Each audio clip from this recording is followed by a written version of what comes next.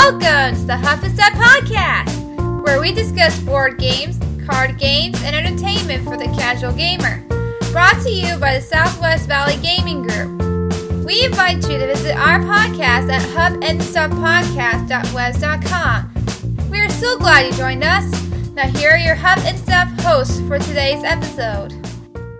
March 30th, 2014, Card Games.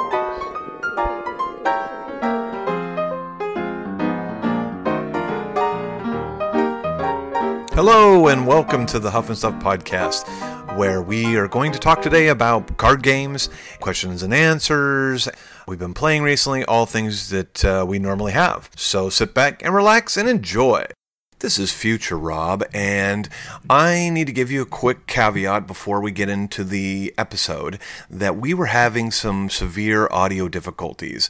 I have done some post-production editing on the episode, and rather than recording the whole thing over again, I just tried to save it by editing it out. So my apologies if the podcast, with the volumes and some of the quality of the audio, I hope you can still get some enjoyment out of it.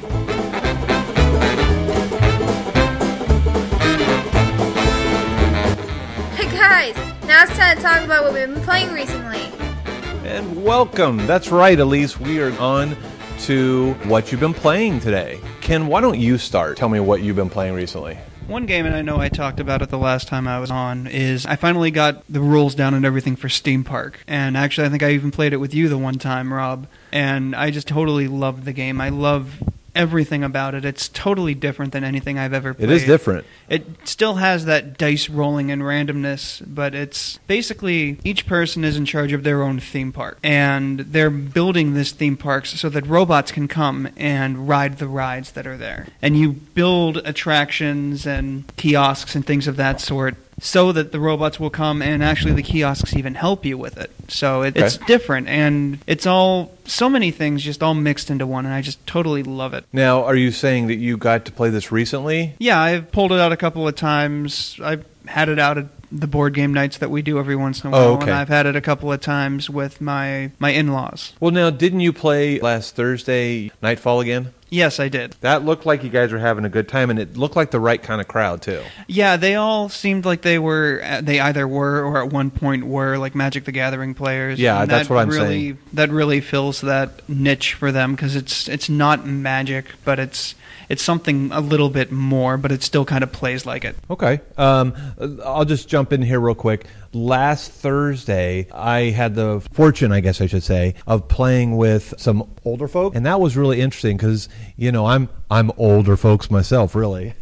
Played with, I think, 6 people for Alhambra. I never played Alhambra before. It just looks so dry, and I watched it on tabletop, and I was like, what is up? Everyone is all excited about this game, and it just looks... Do you know what year that was made? I'm not sure what year it was, but I know that the early year 2000s. that it did come out, it was the Spiel des Jahres for that year. I think it might have been 2006 or 2007. I know it's old, and it looks a little dated, but the mechanics are strong as hell. I was blown away how good this was. Now, we took most of the night, unfortunately. We always like to go and get in a couple of games when you're playing games and all. And I did get to play another smaller game, but it took like all night to play this game because we had 6 people. And everyone, I should say there was like 2 or 3 guys that had AP, and they were sitting there really trying to choose what they wanted to do and stuff. Whew, I mean, it was hard not to say something. I kept trying to probe these guys. Come on, let's go. But that game, wow, I was blown away by how good it is and how it stood up the test of time, so to speak.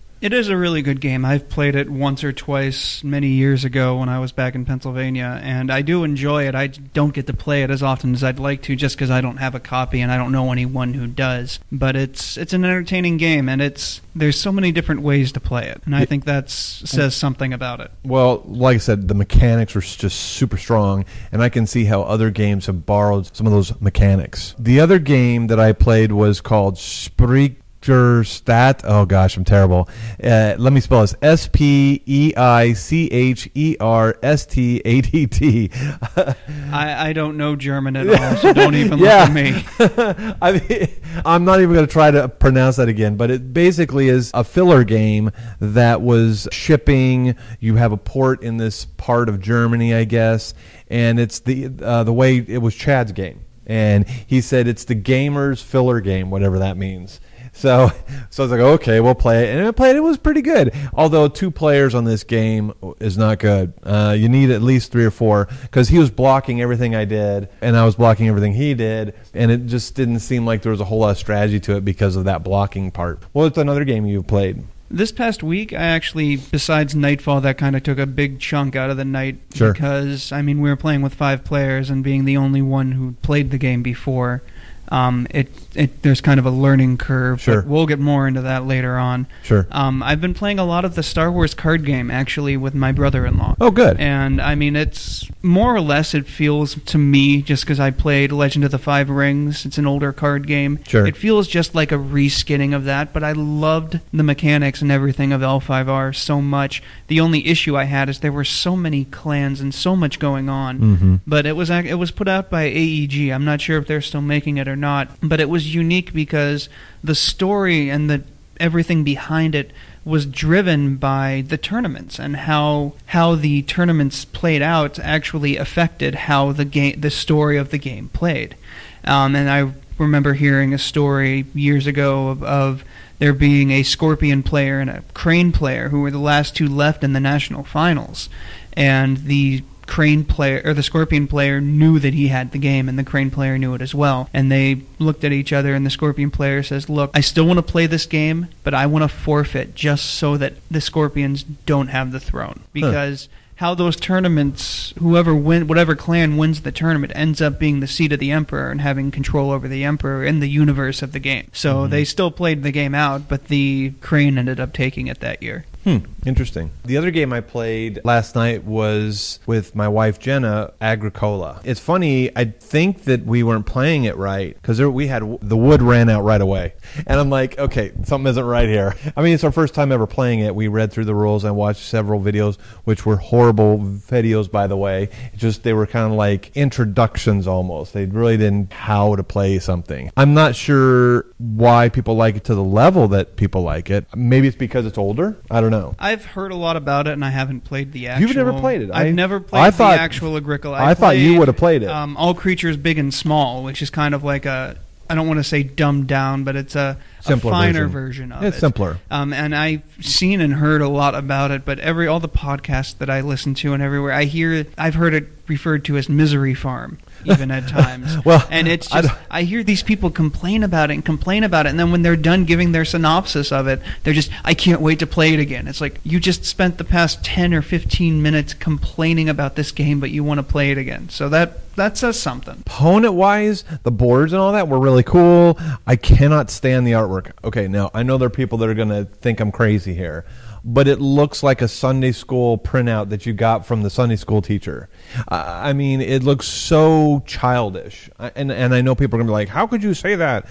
And I know they're trying to put a spin on it because I guess it's supposed to be in the Middle Ages when people were starving and it was dirty and people were trying to just survive. I get that part. They're trying to put like a fun feel to the game, but I'm telling you, I can't stand the artwork. It just looks way too childish for me. Now my wife loves that. She was like, "Oh, I think it looks cute," and I'm like, "I don't know. I just can't do this." There are some times where cute's okay. Like if we're gonna play, with this friend of ours, Donna has a daughter named Kai, and she loves to play Sleeping Queens. It's a cute little game. It's got cute little artwork on it, but I would even submit that has better artwork than Agricola. I know people are going to call me crazy, but I cannot stand the artwork on it. With that being said, it has some solid mechanics, and I can see where other games have borrowed some of the mechanics from this game. Let me tell you, I'm not sure I'd buy it. I mean, I might buy Caverna, but even that I'm not even sure about because Caverna is like super expensive. Well, Caverna, I've heard, is pretty much everything. They took all the good mechanics from all the different Agricola games that they made, put them all together, and just made it work. Yeah, because there were some people that were even arguing this would be possibly the best game of the year. Yeah, they're saying I've heard a lot of people say that Caverna actually replaces Agricola just because the mechanics and everything is more sound. There's some things on Agricola that I felt that were kind of too much other things that didn't seem like it sort of sidetracked you from the real game. Like feeding your people, I think that's fine, because I know there are a ton of people that complain about Agricola and feeding your people. But I have this game called Robinson Crusoe, and Robinson Crusoe, you have to feed your guy, or he's going to die, because it's kind of survival. And that's kind of what Agricola is. I mean, you could argue that. So that argument seemed to me like kind of weak. If that's the background of Agricola, that you're trying to survive on this farm in medieval Europe, well, yeah, that's part of what makes a game fun, is surviving. I mean, that's part of it, I guess I should say. Anyways, what other game have you played? I know I'm going on about Agricola here, but... Actually, I haven't really been getting a lot of other games in. I want to mention one, but it's not actually a board game. But if this game were any more like a board game, it would be a board game. And that is Sid Meier's Civilization Revolution. It's funny you should say that, because I've been playing that too. I picked it up for free. It was the free Xbox game. Yep, Gold I did the same thing. And I'm sitting here and I'm playing it, and my wife is sitting on the couch watching me, and she's like, "Are you playing a video game, or are you playing a board game version? Or are you playing a video game version of a board game?" Right. And I sat and I thought about it, and I'm like, this is just like a more complex version of Catan or whatnot. Yeah, and I agree with you. I know there is a board game version of Civilization, but I don't know how it weighs in compared to Civilization Revolution or the other Sid Meier Civilization games. Without giving a plug to the Dice Tower, they just recently did a recent review of Civilization, and I was ready to go out and buy it. I mean, it looked that good, and they were going on about how great it was. I might have to look more into it. But yeah, Civilization, I agree with you. I've been playing that too, because there are a lot of people who I think downloaded it. I think my friend at work said he even downloaded it, and he and his daughter are playing it. His little 12-year-old daughter's playing it with him, which is great, because I think that if it brings families together, I mean, that's really what board games is attempting to do, is bringing people together. I know you and I talked about that before. Yeah, definitely. Let me just throw in one quick thing. Last night, again, my wife and I, we had a game night, just her and I, which was always fun. We bought this game through the Fantasy Flight used game sale. It's called Kingdoms, and that was a solid game. It felt a lot like chess. It's a simple board, and you could almost consider it a filler game. You put down a tile, the other person puts down a tile, and there's rows. It looks like a chessboard, and there's these rows and columns. They have numbers on the little tiles, and maybe one might be a dragon, and one might be a knight, and the knight will get you +3 points, and the dragon will wipe out that entire row. So you got to be careful where you place it, and then you put down a castle. It was a pretty good game. If you like filler games, you might want to check it out.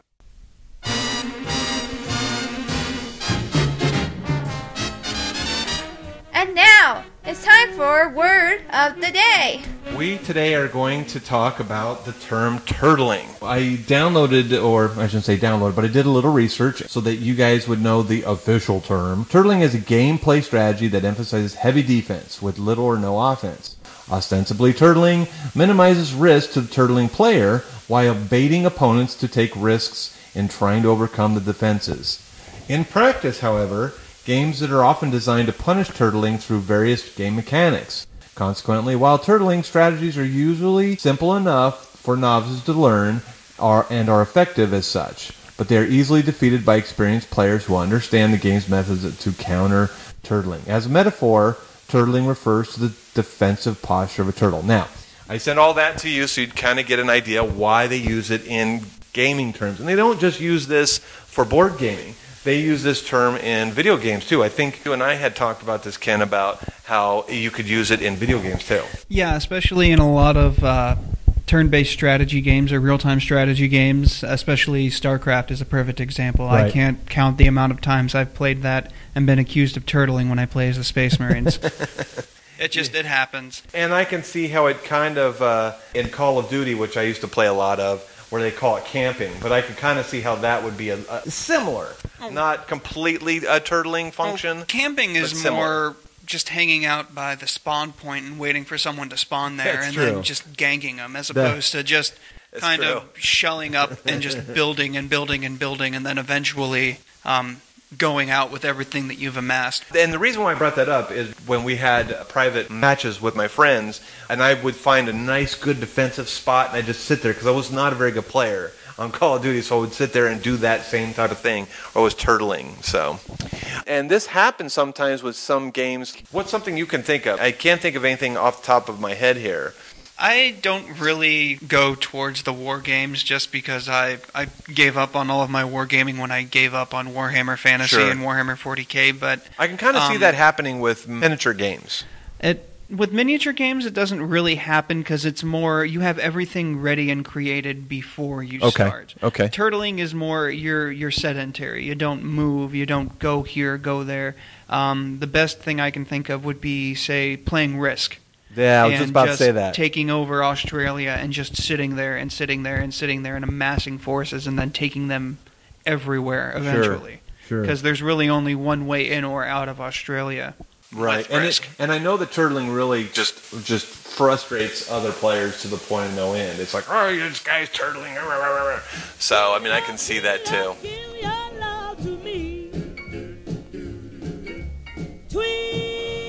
And now it's time for our main topic. That's right, Elise. Now we're on to our main topic. Our main topic today is card games.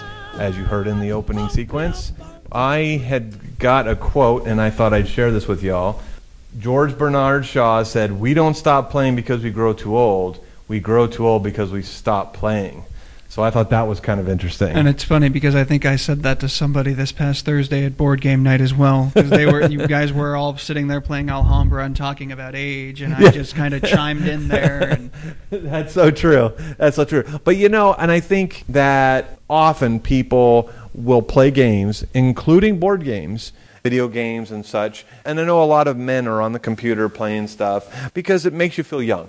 And I think that's the whole idea here. But before we make this into a why we play episode here, I got together with Ken here, and he suggested that we do an episode on card games. And that's kind of good because there's just so many games out there. And when Magic came onto the scene back in the day, it just kind of exploded. And then when the next major thing happened, which was Dominion and Thunderstone, that whole thing came on the scene. That made card games even explode even more. So I think that more and more games, and I know board games are using cards more often for combat, not just rolling dice, but they use cards for everything now these days. So before I get in too far into that, let's sort of go through some things. First of all, traditional card games. Let's highlight this quickly because they were the first. Obviously, everybody knows poker, canasta, hearts, solitaire, all those card games that we know and has been in our culture forever, it seems like. Those games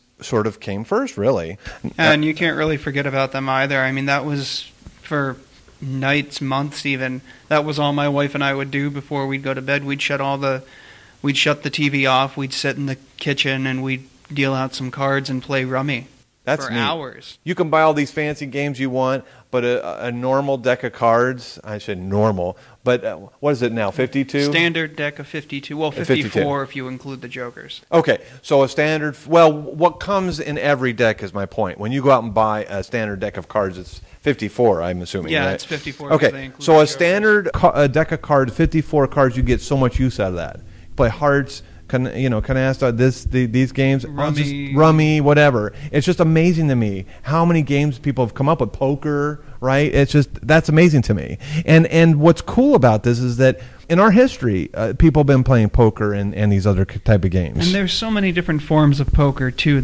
You have your 5-card stud, 7-card stud. You have Texas Hold'em, right. 3-card poker. There's so many different types, and it all depends on the kind of play that you want. I know people that swear by Texas Hold'em. Me personally, I'm a 3-card poker guy till the day I die. Mm-hmm. Well, and that to me is awesome. I think that it is so cool that there's such a long history with just a regular deck of cards. I did that episode on party games a while back, and I had talked about the history of party games and card games was involved with party games, and that there was not a standard deck of cards like there is now. Like we talked about, it's 54 cards you get in a deck, and that went through a number of changes before it got to the 54 that it is now. I think that what's really cool about these traditional card games is they're popular with just about everybody. Non-gamers, older generation, young generation, and that's interesting to me. Even churches, they'll have game night and they'll pull out a 54 deck of cards, and they may not be playing poker, but they'll play hearts or whatever else. I remember when I was in college, I was attending a church. There was a group of guys that loved to get out hearts and play hearts. And you can really use it also as almost like a gateway. If you know that you have friends or family who like, say, trick-taking games like hearts or spades, something like that, you can find other board games that are pretty much the same thing. Say if you, like I said, trick-taking games. There's another card game called Rook, which is more or less just another version of spades. Right. But there's like Rook, there's Bunko, there's even, say, Ticket to Ride. Granted, it's a board game and there's a board there, but at its core, it's a trick-taking game. And I remember friends of mine who played Rook in college a lot, and it was a heated battle every time they got those out, that deck out. I got a copy of it, my wife and I, one day, because we'd heard about it. I read through the rules, and I'm like, this is just another version of spades. Okay, now let's move on then to the next one, which are trading card games. Now, what I'm primarily talking about is Magic the Gathering.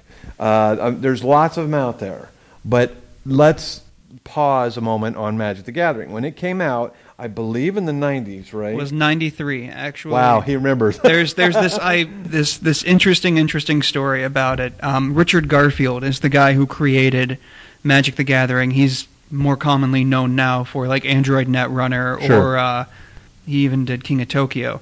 But he was doing his doctoral at Pennsylvania State University. Oh, I didn't know that. And he was in the process of creating Robo Rally, and he's sitting with a person from Wizards of the Coast, and they were talking, and they said, this Robo Rally game that you're putting out is amazing, but would you be able to make a game that maybe people could play at conventions while they're waiting for another event to start?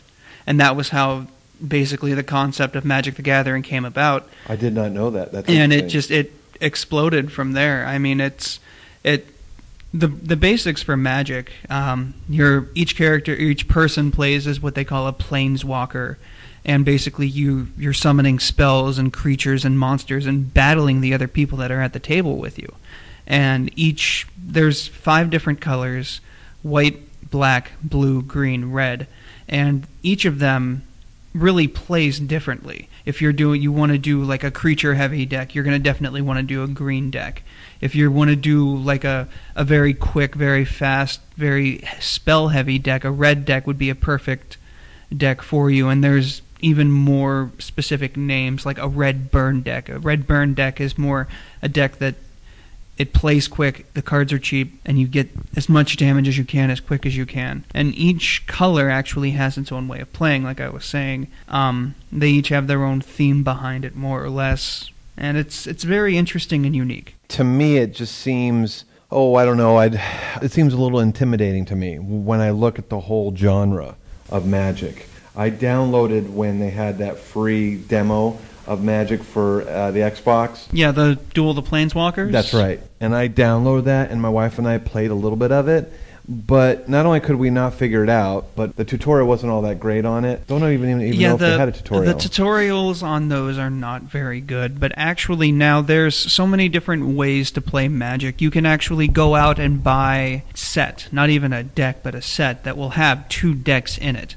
And you can just play those 2 decks, and it'll teach you the game and everything. Or even just get the starter decks for whatever block it is that they're doing. And now when I say block, the easiest way to explain this is each month, or I think it's like maybe every 3 months, they come out with a new theme and a new set. I know the one that they're doing now focuses mainly on like Greek and Roman mythology. Okay. Within that block, there will be 3 sets that come out within that block, and there'll be a certain number of cards within that set. So when you buy maybe a starter deck, it'll have certain cards in it. But to get all the cards, or maybe the rare cards or the ultra rare cards, you're going to have to go out and buy what they call a booster pack. Mm-hmm. And it's kind of a money pit, because when you get that booster, you open it up, you might get the card you want, you might not. You might be looking for that blue ultra rare, and you get nothing but red and green. Right, and I think that is one of the reasons why I've tried to stay away from it, because of the money pit aspect of it. I've been very, apprehensive about getting involved with a money pit thing, because I know when I first started getting into Lord of the Rings living card game, I bought a few extra packs to go with the base set, and I'm like, oh, okay, now this is starting to feel a little bit more like Magic. I'm not sure I want to do any more with this. So well, the living card games are a whole nother creature, and we'll get on those in a minute. Right. But, I mean, the big difference between the living card game and the collectible or tradable card game, whether it's Magic or Pokemon or whatever, is with the living card game, when you buy that Force Pack or download pack or whatever it is, depending on the game that you're playing, right, you know exactly what cards you're going to get in that set. And every single person who buys that same set that you bought are getting the exact same cards.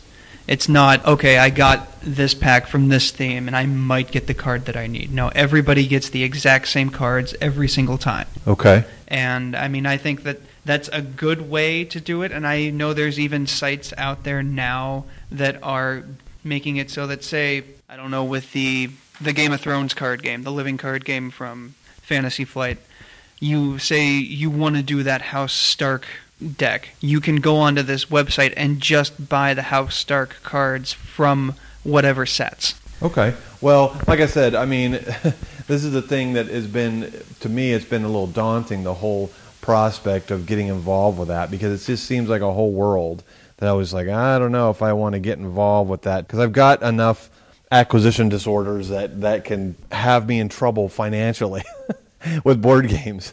I don't need another hobby.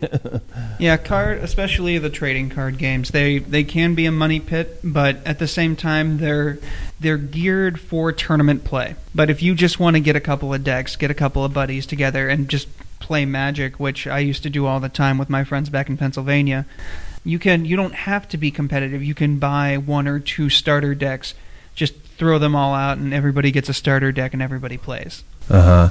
And actually, that kind of levels the playing field again, because one of my best friends back east, Ziggy, he's one of the most amazing Magic players I've ever seen in my life, and he'll sit there for hours just formulating decks and how this works and how that works. Oh, I need to take this card out because this card has better synergy and everything of that sort. It can be extremely intimidating if you want to go the competitive route. But if you just want casual play for something like Magic, just go out and buy a couple starter decks, or you can even buy almost like a themed versus deck that will give you 2 starter decks in it, and you can just play those. Uh-huh. Well, anyways, before we get on to this being a Magic episode, you had briefly mentioned Netrunner, so let's sort of delve into that. I've seen an upsurge in interest and gameplay on this game. Netrunner was made by the same guy who made Magic, as you said before. Yeah, that was Richard Garfield. Honestly, I don't know very much about it. I think the only thing I really know is one day I got bored, I went online. Fantasy Flight has all of their rules and tutorials. Now, you don't even need to read the rule book for their living card games. And actually, all of their living card games, I think, come with an insert that says, hey, instead of reading the rule book, go to this website and you can download and watch the rules. I do know that Netrunner is similar to Magic the Gathering in that there's 2 players you face off against. One guy is a corporation and one guy is the hacker, and it's set in a cyberpunk world that kind of like Blade Runner. I mean, my wife is kind of interested in this because she loves cyberpunk. She loves that theme, and so that kind of drew her in. But I'm like, I don't know, sweetie, you want to get involved with that? We're going to be poor here if you want it. But she goes, I just want to get a sort of like a base set and play it. Well, actually, that's the unique thing about Netrunner and all the other LCGs or living card games that Fantasy Flight makes. When you buy the core set, you have all the cards that you need to play the game. Uh-huh. You don't need to go out and buy all the data packs that come for Netrunner or all the force packs that come for Star Wars the Living Card Game. That's just if you want to.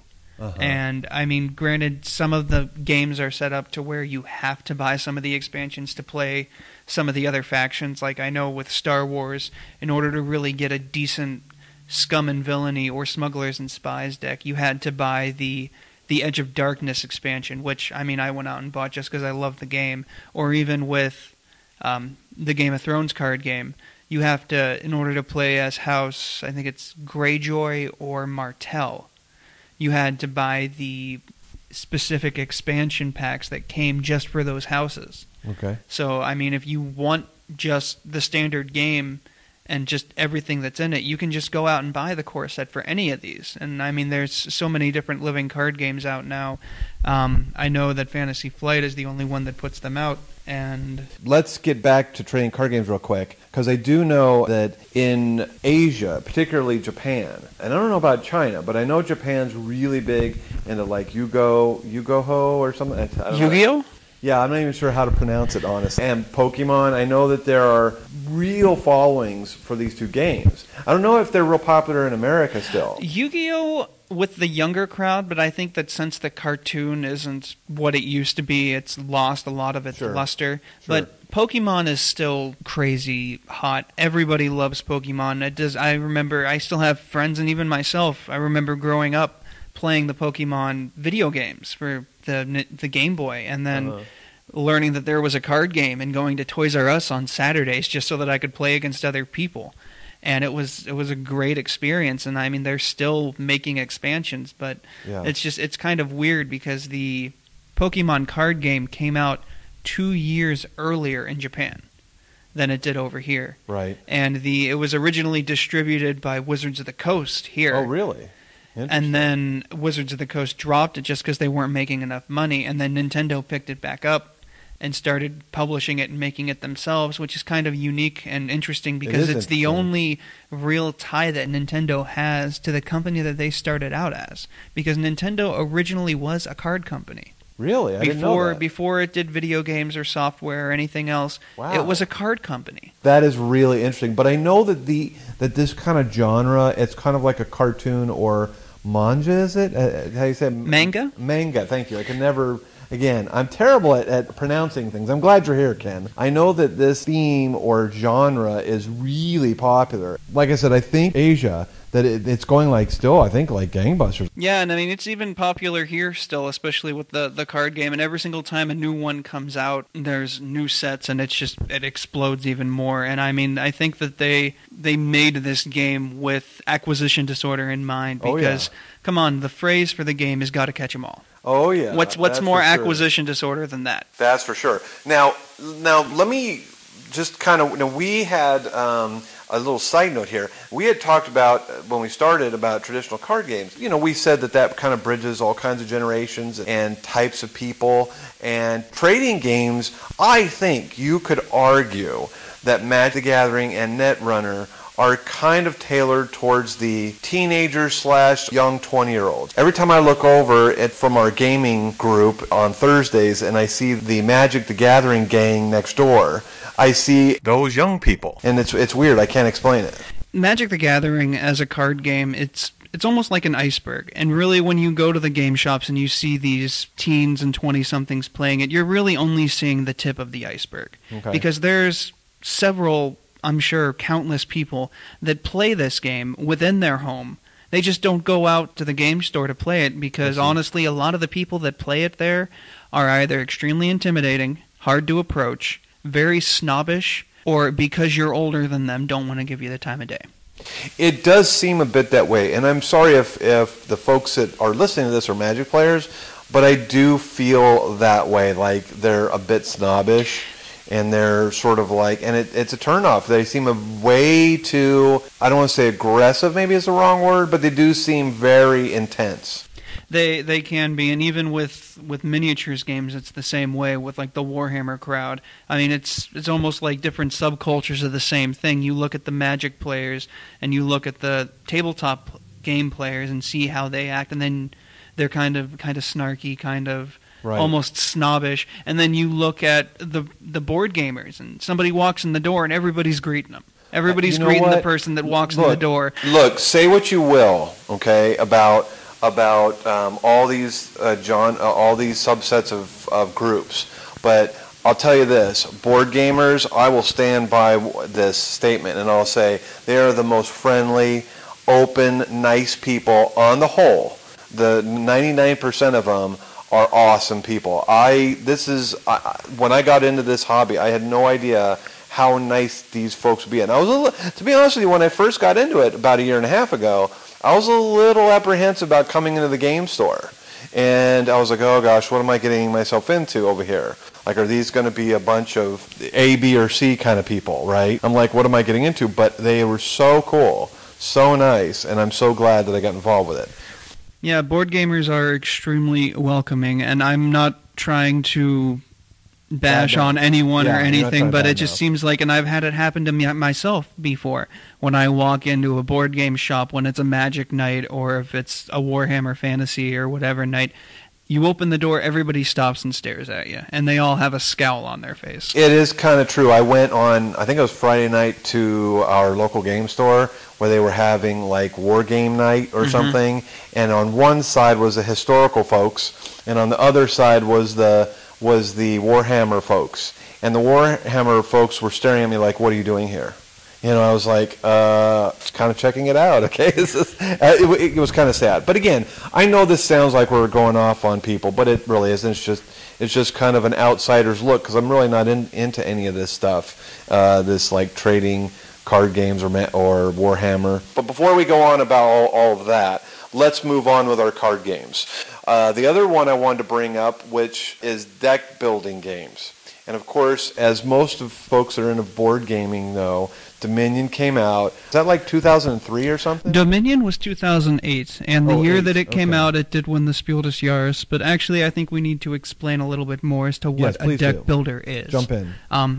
What we mean when we say deck builder is you start with a small deck of cards, normally between 10 and 15 cards. And then as you're playing the game... starting hand, mind you. A starting hand or a starting deck. Right. Depending on the game that you're playing. You'll start with 10 or 15 cards, and then as you're playing the game, you'll either purchase or accrue other cards in some way, shape, or form. Dominion is the best example, and actually I like to use Dominion as a gateway into the whole deck building game. Because it's so easy, and I've said it before, and I'm sure I'll say it again. The rules for Dominion are as easy as A, B, C. And actually, that's what the phases are of the game. A is your action phase, where you're going to play one action card from your hand, resolve it, do whatever the flavor text says on it, and then go on to the next phase, which is the buy phase, where you buy one card unless that action card lets you buy more than one. And then during the cleanup, you discard all the cards from your hand and all the cards that you bought into your discard pile, and deal yourself out another hand of 5. And that's the entire game. Now, before we get into more of the gameplay on that, let's give a little back history, because I do know that Dominion was made by a gentleman whose name is escaping me right now, but he was a part of the Magic the Gathering staff or something from Wizards of the Coast. And the thing is I do remember hearing an interview with him. And I remember he had said that he had worked not on the base game of Magic the Gathering, but he was working for Wizards of the Coast on some of the packs that were coming out. So he had come from that world, from that trading card games world. And I think he even said he had worked for a time on Pokemon cards or some of the Asian. In fact, he's more well known in Asia than he is here. This is Future Rob. To tell you, I need to make a correction. I was talking about Mike Elliott that created Thunderstone, not Dominion. So when you hear me talking about the gentleman that had come from Magic, that's Mike Elliott. So let's get back to our episode then. Oh, okay. For some of his design work, because he had done card games for these trading card games. And there's other ones we haven't even named for the trading card genre. There's like tons of them in Asia. It's super popular. But I know that like Ascension, Thunderstone, Nightfall, a lot of these guys came from the trading card designing world. And they came over and made these things. Now, let's move on from Dominion. That came Thunderstone and Ascension. Because those games, they were accused of copying the Dominion model. Yeah, I can definitely see that. I haven't played Ascension, but I've played some iOS play with Thunderstone. It wasn't my cup of tea personally, but I can definitely see how people would think that it's a copycat almost. But there's other deck builders that I love the game to death, but Nightfall is just a reskinning of Dominion. I mean, the phases and everything, the way it plays is almost identical. Yes, but you could argue that Nightfall takes some of the mechanics, and then sort of the skinning is so, I don't want to say radical, I guess I should say, but it's so different that it really is a different game. I mean, when you break that out, the artwork, the theme, some of the chaining that goes on in this game that is so different and it feels so unique that I'm not really thinking about Dominion at all. I mean, if I'm going to sit back and try to, say, well, gee, then yeah, I could probably say that it's a Dominion clone in a way, but it's a different clone, but it is definitely unique. Now, Thunderstone I have. And I had talked about this in an earlier podcast, but Thunderstone, I had went out and bought a number of, and I'll say it again, I went out and bought a number of different add-ons, or expansions, I should say, because Tom Vassell said the only way he plays Thunderstone is through his epic Thunderstone version. So I went and got it to play it the way he suggested. Now, thankfully, I got a good deal on the expansions all in one thing I found on BGG.com. Someone had all these expansions. So I bought them all, and it helps the game a little bit. But it's still the basic game. It falls a little short with me. And I'm not a big fan of Dominion.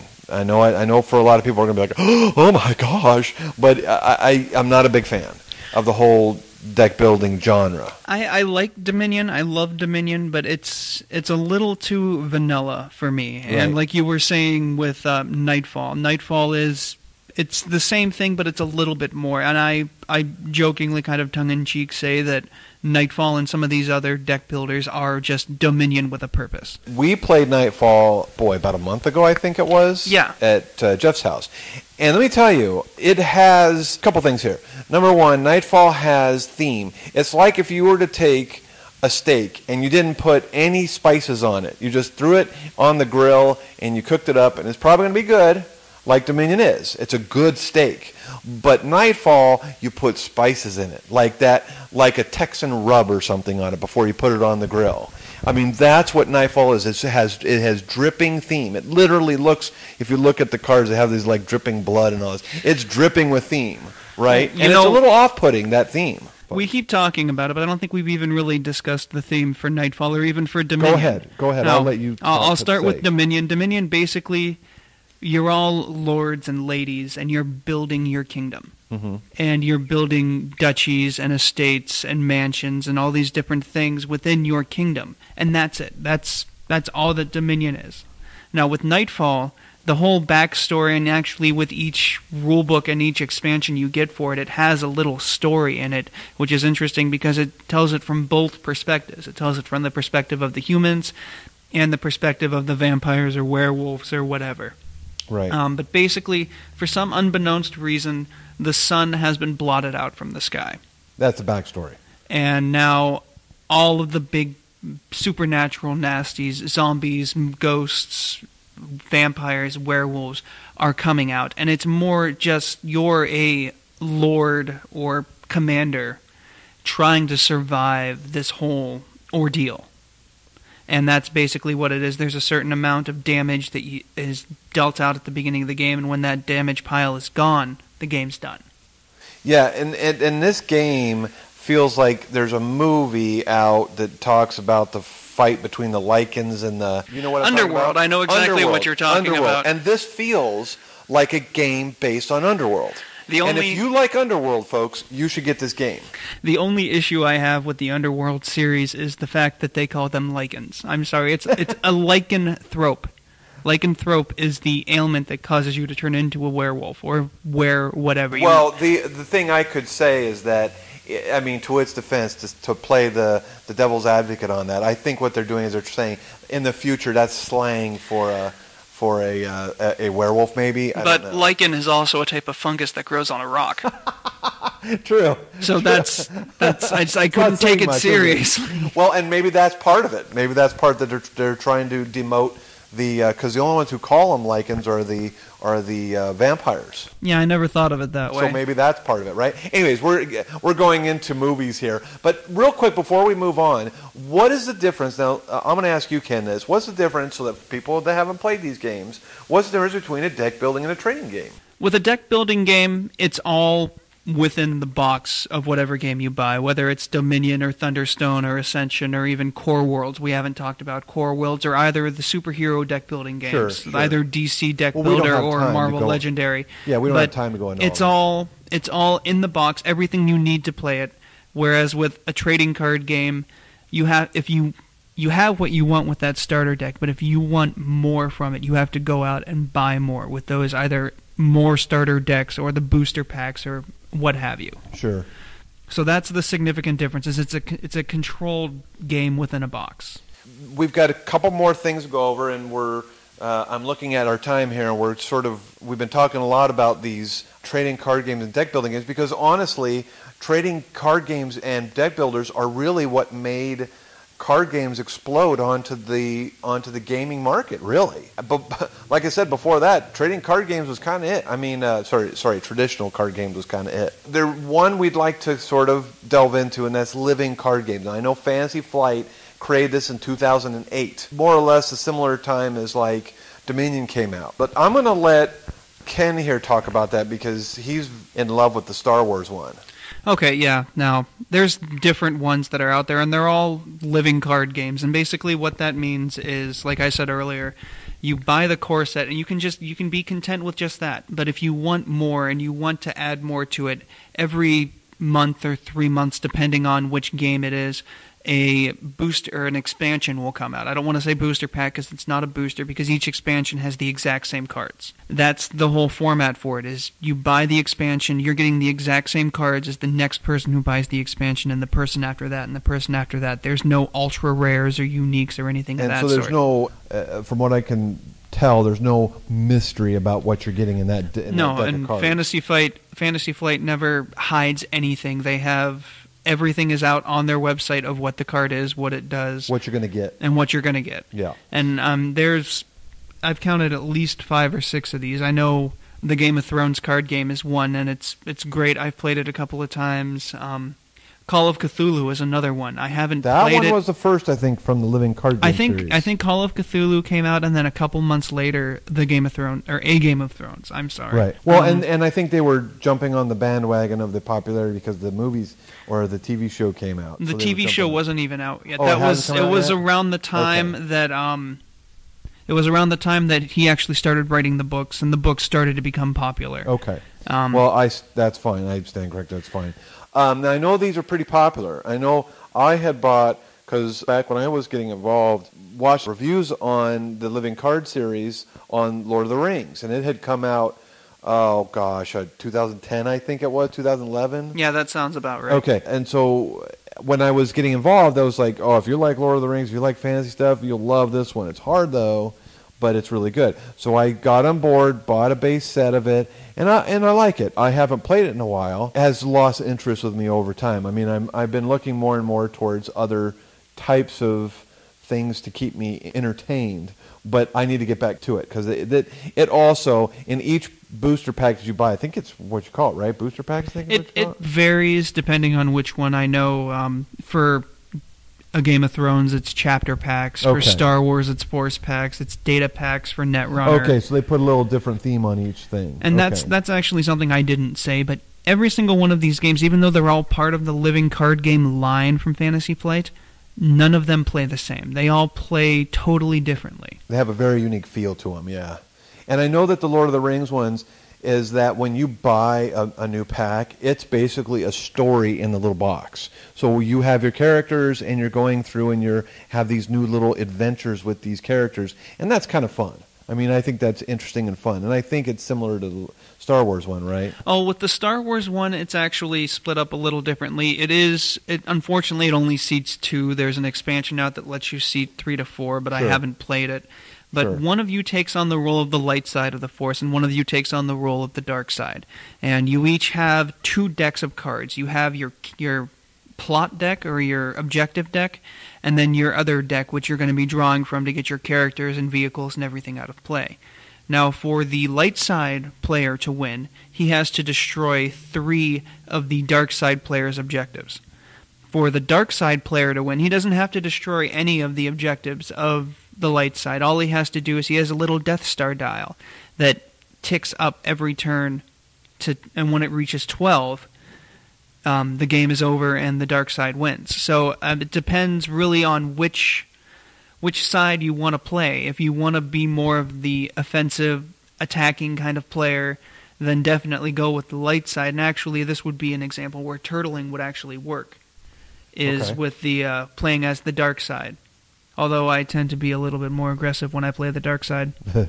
And it's interesting because there's each light side and dark side each has 3 factions within it. So if you want to play the Jedi, there is a Jedi faction. There's a faction for the Rebel Alliance, and there's a faction for what they call the Smugglers and Spies, which will have like your Lando Calrissian and Han Solo and Chewbacca and all that. And then the dark side has the Sith Lords, the Imperial Navy, and they call them the Scum and Villainy. And none of these decks play the same, and you can, with buying the expansion packs, if you wanted to, you can kind of custom build these decks. And it's unique because depending on the objective that you pick, that they're split up into objective sets. So you look at the card and it will say a number on the card, and then it will say 1 of 6 for the objective. And then you have to find the other 5 cards that go with that objective. The objective goes into one deck, and then the rest of the cards go into your other deck. Yeah. And it's very unique in both the deck creation and how it plays. No 2 factions in that game play the same. That's cool. I mean, it definitely gives you some variability and some replayability as well. Now, before we get this into being a living card game, let's move on. Let's sort of switch gears here because we haven't talked yet about children's cards games. And I know this is very important because I know most of you out there, when you were kids yourselves, you probably played some form of card games when you were a kid. And I know Go Fish. That's a tried and true old one, right? Old Maid, Go Fish, Spoons. These are tried and true. One that we just sort of recently, I know I brought up earlier, called Sleeping Queens. And I know this because I heard a review on this game. And for Christmas, I bought our friend Donna, her daughter, Kai, I bought her Sleeping Queens, and now she loves this game. And in fact, Donna is cursing me right now because she loves it so much. And it's a cute little game. We played, the last time they came over, we broke it out and played it. It was really cute. The artwork was good. And I'm so glad that there are, and there's a ton of games in this genre. We don't often know about them. I know that Germany is very into children's games. I actually don't know of many like children's card games other than like the normal like Go Fish, Right. Old Maid, Crazy Eights, games of that sort. Sure. Well, and what is great is that they're producing card games for kids still. And if you go to Target, there's quite a few in there. But are they really good? You could argue that a lot of those aren't all that great.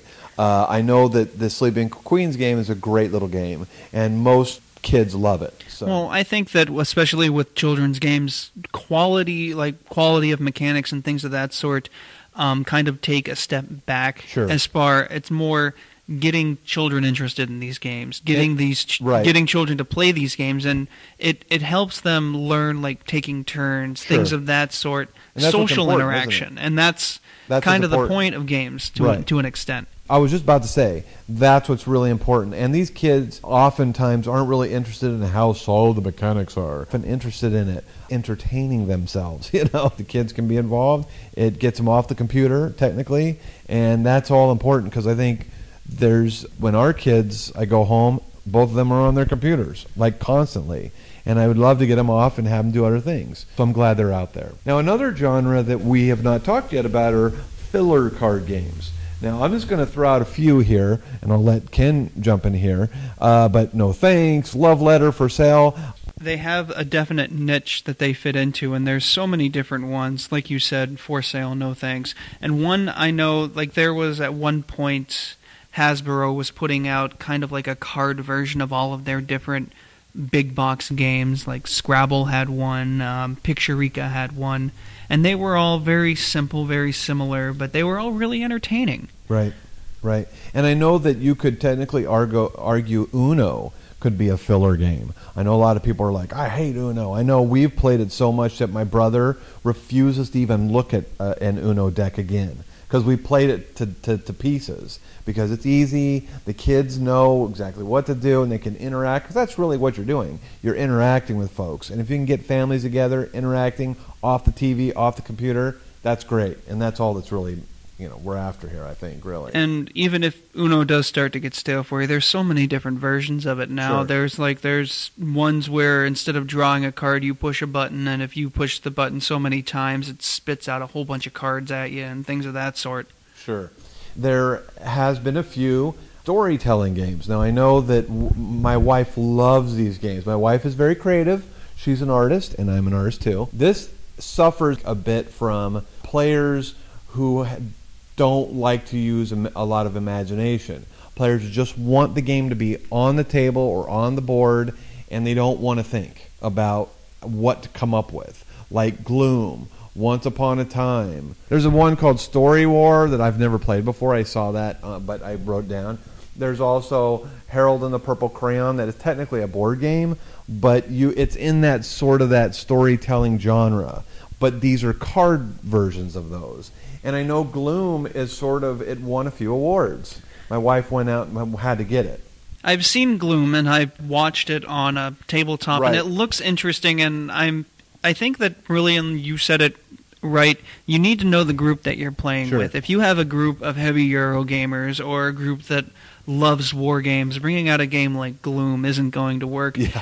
A perfect example, one of my buddies, I had gotten a copy of Dixit Journey, and I love the game. I love Right. Dixit and all of it, but he's not that kind of gamer, and it came to his turn, and he just picks a card blindly out of his hand, puts it down on the table, and just says, I don't effing know. Yeah, it's true. My best friend's wife, who abhors games like that, she doesn't want to come up with stuff. She just doesn't want to be creative, doesn't want to come up with stuff. She just wants to play like a game like Uno or something, where you just throw down the card, it's draw two, and that's the end of it, Yeah. There's not a lot of strategy, I mean, and that's all and that's cool. If that's what you like, that's cool. But these games, you need people with imagination and are open to doing that sort of thing. The other thing, now I put this under board games or hybrid card games, that card games are essential to the game. Like, you couldn't play the game without the cards. And I know the most popular one in this list is Arkham Horror. I know if you didn't have those cards, you really couldn't play the game. I guess you could do it in other ways, but if you didn't have those hundreds of cards that are in that box, you couldn't play it. Yeah, definitely. They would have to come up with a whole new way of letting you know all this information, and cards just seem to work really well. Right. Another really good example of this hybrid style game is actually, I just recently picked it up, haven't got it to the table yet, but City of Remnants. Okay. It's Mechanics? an area control game that has a deck building mechanic in it. Really? Because you have your group, your gang that you're playing as, and in order to recruit gang members, you have to bid on these different cards that are along the side. Yeah. And if once you win the bid, that gang member joins your gang. Right. And it's got a deck building aspect, an auctioning aspect, and it's an area control game as well. Mm-hmm. It's just a matter of getting it to the table now. Now, I know Seasons is kind of that way. Like Seasons, when I pulled that out for the first time at the game store that we play at on Thursdays, one of the gentlemen that was there, his name I think was Rob, he was like, boy, this seems a lot like Magic the Gathering. So it has a similar feel of that genre of Magic. Yeah, I definitely can agree with you with that. And actually, there's another game out there that took one of the mechanics that originated in Magic and turned it into a game itself, and that's Seven Wonders. Right. Seven Wonders took the concept of drafting, which you do in tournament play with Magic. You'll do what's called a booster draft, where you get so many boosters, and you pick a card from the booster, lay it in front of you, you keep that card, pass the rest of the cards to the left. Right. And Yeah, Antoine I played- Bauza turned that into a game. Right, and I played Seven Wonders, and I didn't care for it. And I don't know why I didn't care for it. Maybe because I needed to play it a few more times to actually And really know. Seven Wonders is one of those games where you have to play it 2 or 3 times before it really clicks, because there's so much going on. It's all iconography on the cards. Right. And I mean, the first time I played it, I enjoyed it, but I'm like, I have no idea what's going on, and I ended up getting totally destroyed because of it. Yeah, but me when too. I came back and I played it that second time, I realized, okay, in this first age, I need to get stuff that's it's going to help my production. Otherwise, I'm going to struggle when we get to the third age like I did the last time I played this. Right. I know Elder Sign. I think you played Elder Sign before. Yeah, I have a copy of it. It's basically an Arkham Horror light, basically, and really, really light. And it is all cards. I mean, the whole game is a card. There's really no board. It's just these big tarot cards that are kind of the board. And I really like the game. It's quick. It's all card driven. So what you're pulling up, there's lots of cards. There's little cards. There's big cards. There's all kinds of cards in the game. Really, I mean, that's the majority of that game. These, I believe, are what is the wave of the future. I mean, card games will always be there, and they'll always have a place. But the card games are being infused with board games. And you can see that with, like you said, Seven Wonders, Seasons, Settlers of Catan even.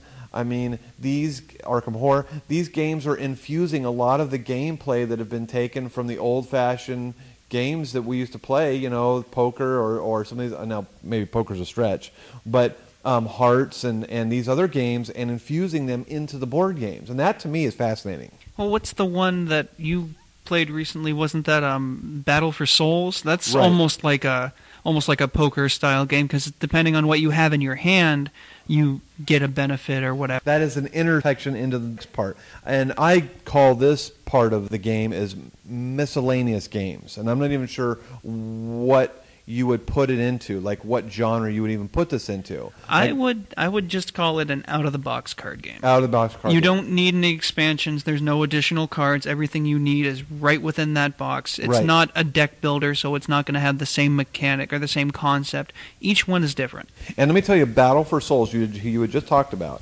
that seems a lot like Blood Bowl Team Manager. Both those two games are really similar. There's cards in the middle of the table, and you battle for those cards, and you put down cards to try to battle the guy across from you to get those cards that have victory points in essence for them. Now, what's really interesting about Battle for Souls is it has a very different theme to it. It's basically angels and demons fighting for souls, basically. At first, I was a little off-put by it, because I'm not a prude by any stretch of the imagination, but it was a little bit like, I don't know, man, it seems kind of, how do I put it? Blasphemous? Maybe, but I'm not overly religious. I mean, I grew up being a Baptist, you know, like very, very strict. Both my parents are evangelical Christians, and I grew up going to church 2 or 3 times a week. And so at first, seeing this game, when he pulled it out, I was a little apprehensive at first. It was a little off-putting. But I was like, no, I'll try it. It's cool. But there's something about it that seemed a little disturbing. And I know that sounds weird. And again, I'm not a prude. I guess prude is the wrong word to use for it. But I'm open, basically. I could see how the game is really interesting, and it could be good. Components were interesting. They had really interesting dice. The cards were a little thin. But it basically was, I think, a reskin of Blood Bowl Team Manager. I played both of those, and I still feel like those two games are really similar, just with different themes. I haven't actually had a chance to play either of those, but they both kind of were on my radar, and then I saw a video review for Battle for Souls, and I'm just like, no, I don't need another variant of poker. Yeah. So yeah, it does seem a little bit like that now. Another game that is, I would call in this miscellaneous or out-of-the-box games is Bonanza. Now, Bonanza has been around forever, fairly popular. We have it, and I've yet to get it to the table. I've never played it, but I've heard of it, and I keep hearing good things about it. Well, then I'll have to bring it to our next game meeting that we have. I've learned it, but I don't remember all the little nuts and bolts of it. But I'll play it with the wife, and we'll see what I can come up with. But, you know, we have taken a really long time in this episode, but there are so many great card games out there. We're really glossing over, because there are hundreds out there. Yeah, there's so many that we haven't even... This is, again, the whole iceberg analogy, I think, fits it perfectly. This is just the tip of the iceberg. There's so much there, and there's so many that, depending on what your personality or like is, you'll find something out there. And I think one of the reasons why... You could argue one of the reasons why card games are so popular is because it's cheap. You can get a deck card, just like I said when we first started this whole podcast, that a deck of 45 cards you get, a regular deck of 45 cards, there's so many games you can get just from that.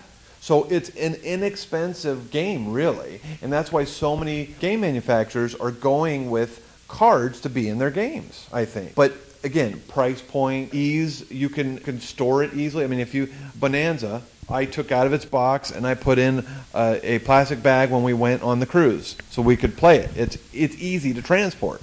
That's a huge plus. I think another definite plus to card games in general, other than your standard where you need the deck of cards, is it's not intimidating.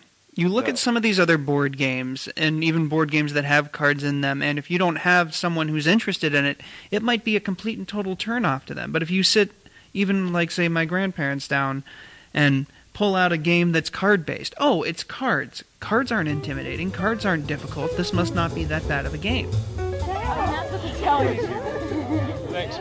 But wait, we have question and answers too. That's right, Elise. We're going to our questions and answers. And I have a question here from a friend that said, I am in a gaming group, and this friend is in California. I'm going to this gaming group every Saturday morning.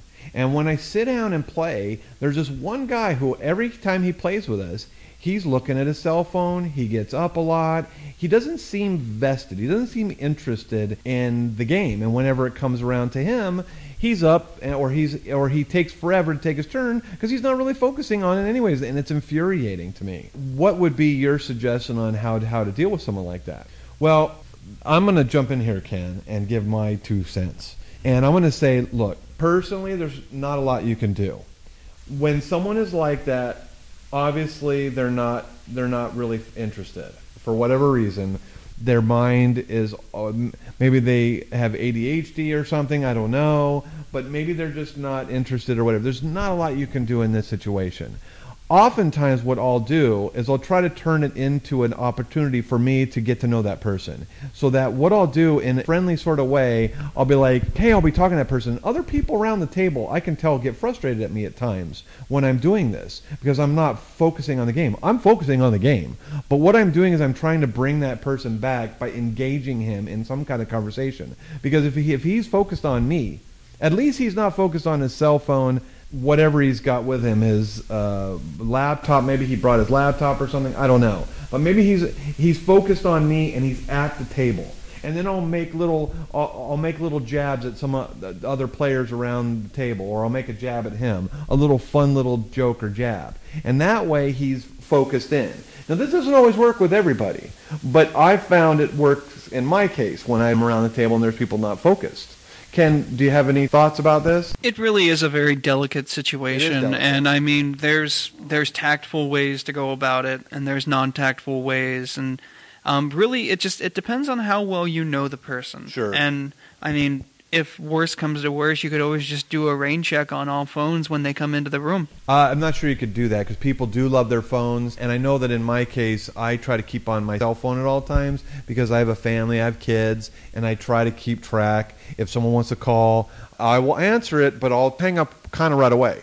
They'll call, ring, ring, and I know when I see someone else picking up that cell phone, I get really annoyed. I'm like, really? You couldn't wait till after we were done? Now, if it's something important, I'll say, this better be important when I'm answering the phone call. Because my wife knows I'm at game night to bother me for the most part. I mean, I don't mean to make it sound like I'm some, tyrant saying, you don't call me or whatever, but she kind of knows not to call. Because she's been in situations where people weren't paying attention to our group, and she gets annoyed at that. And I'll keep it on vibrate mode, too, so it's not ringing and annoying everybody either. I think it's also that people just need to realize that, the phone is still going to be there when the game is done. Sure. But the social interaction, the getting to know these people you're playing the game with, you might miss out on that after the game is over, because if you're sitting there on your phone texting or whatever, when the game is done, they might realize, hey, this person was more interested in their phone or whatever than they were in playing this game. Maybe I shouldn't involve them in the next game that we play. Right. And, I mean, you can end up shooting yourself in the foot and missing out on a good game. Now, let me just end this. Ken and I aren't trying to sit on our high horse and say, this is the way you should do it or whatever. I'm saying, from my perspective, that this is the way I deal with these situations. And I know that whenever you're dealing with human beings and everyone has different personalities and there's certain things that set off Ken, there's certain things that set off me, and we're all different. Always a delicate situation.